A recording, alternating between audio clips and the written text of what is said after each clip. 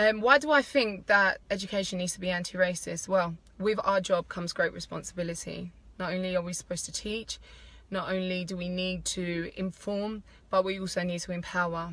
We need to be able to give hope, give direction to a lot of young people who are in the midst of confusion, dysfunction. And you can't do that if there are barriers, and racism is a huge barrier. You cannot get to the heart of a person with barriers there.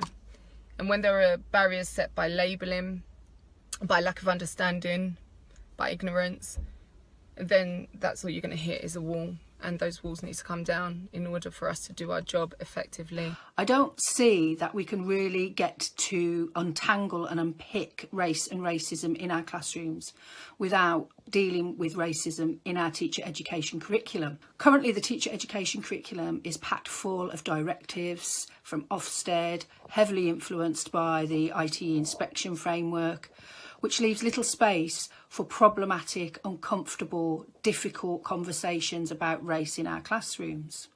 If you're not committed to an anti-racist education, then you are by default committed to an education that upholds racism. We can't keep sending black and brown young people into an institution that oppresses them, that tells them their stories aren't worthy on the curriculum, that educators don't look like them, that reaffirms stereotypes into their own construction and sense of self, and by default tells white young people that they are superior.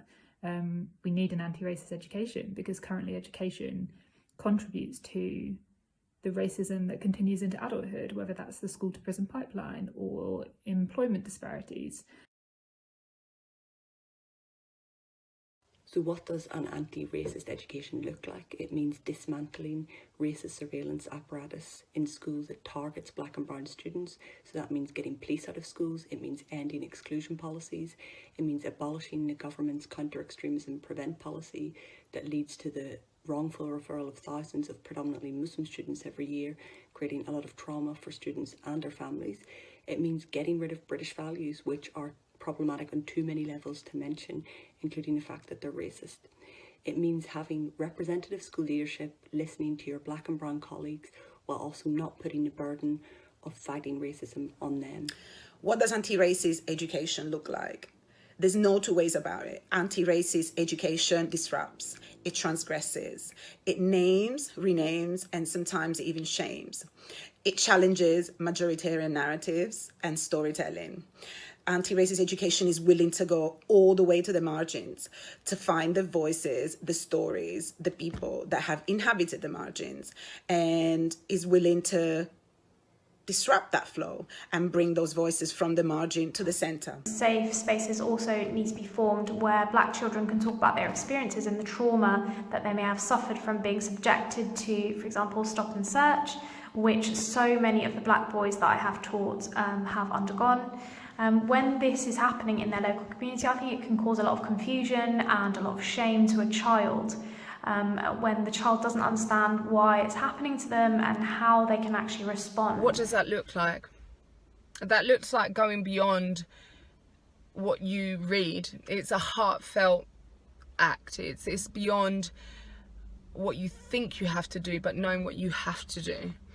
That goes with trying to identify and walk the shoes of others. That goes beyond just looking at the individual and their behaviour, but actually looking at the context in which they are. That goes beyond just having certain judgment, but actually breaking down your own ideologies. How do we become anti-racist educators for life? I have to go back to this again. Exclusion is not the answer in becoming anti-racist educators for life. Segregating and othering within education needs to stop. There isn't a magical quick fix to dismantling racism in education, and that's why it is the responsibility of each of us as white educators to continue our learning, to encourage attitude and behaviour change amongst our white youth, to encourage them to reflect on their own language, to push for inclusive and diverse and equal policies wherever we are working, and to never put the burden on black and POC colleagues of ours to do this work for us. One of the strategies that universities can use is to make sure that people in charge of the hiring process themselves belong to black, brown, or racialized communities. The other strategy that universities can use is to make sure there's a proper protocol for faculty searches. This means that there are workshops on implicit bias trainings of do's and don'ts during recruitments. The other strategy that universities can use is to establish a clear racist response team. So from the time a racist incident is reported by a staff or a student, the university has a clear process of how it will handle this inquiry, the time taken to respond to the student or the staff, and to ensure that the student or the staff, that the university is behind them during this time. How do we become anti-racist educators for life and not just for Christmas? Well, first of all, by being willing to do continuous, daily, sometimes hour by hour, moment by moment, self-examination and a practice of self-reflexivity. By making sure that we are constantly looking at who's missing, whose voice is missing, who's missing from the room, who's missing from the panel, from the event, from the lesson plan. By being willing to challenge our own ingrained biases, and that we are definitely willing to decenter ourselves. Finally, anti-racist educators for life don't believe in school exclusion. They don't believe in any form of exclusion. Education is freedom.